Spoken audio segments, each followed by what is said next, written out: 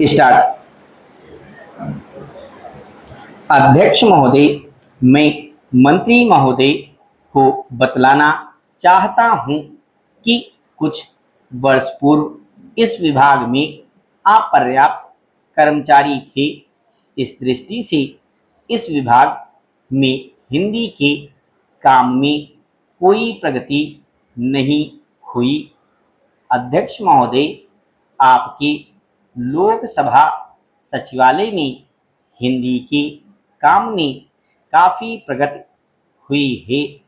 इस समय लोकसभा की कार्यवाही दोनों भाषाओं में चल रही है, लेकिन अगर इस काम में हमारा सूचना मंत्रालय अपनी भाषा नीति के कारण पिछड़ा रहा तो यह बड़े दुख की बात होगी। खाद्य तथा कृषि मंत्रालय की मांगों पर बोलते हुए मुझे याद आता है कि इसे जितना भी महत्व आज तक दिया गया है और जितना महत्व आज दिया जा रहा है वह बहुत कम है। अभी अंतर्राष्ट्रीय व्यापार पर बोलते हुए व्यापार मंत्री ने बताया था कि निर्यात की आमदनी में कृषि का कितना महत्वपूर्ण योगदान रहा है। उन्होंने बताया था कि 70% निर्यात कृषि की वस्तुओं का हो रहा है और उसी के द्वारा हमें इतनी आमदनी हो रही है। इस दृष्टि से कृषि का महत्व और भी ज़्यादा बढ़ जाता है।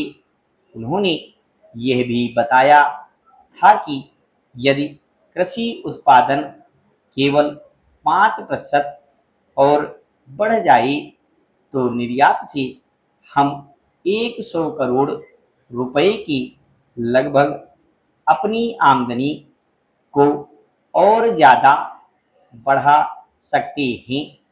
इतना महत्व इसका होने के बावजूद भी मुझे बड़ा खेद है और सचमुच यह बड़े दुख की बात है कि आप कृषि के ऊपर जिसमें 100 करोड़ रुपया कमाने की क्षमता है, 1 करोड़ रुपया भी खर्च करने के लिए तैयार नहीं हैं।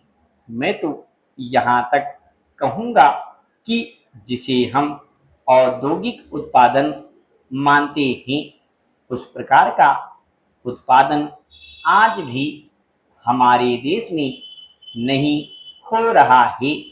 वास्तव में उत्पादन केवल कृषि से हो सकता है, क्योंकि कृषि वस्तुओं से ही आपके दूसरे औद्योगिक संस्थान चलते हैं।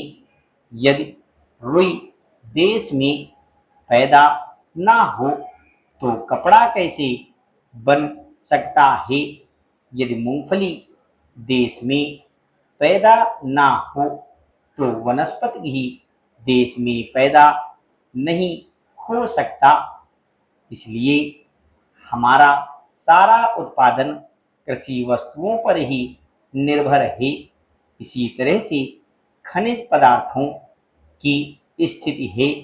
यदि खनिज पदार्थ निकालने पर ज़्यादा जोर दिया जाए तो उससे न केवल उत्पादन बढ़ेगा, हमारे उद्योगों को काम मिलेगा, बल्कि विदेशी मुद्रा भी बहुत बड़ी मात्रा में कमाई जा सकती है।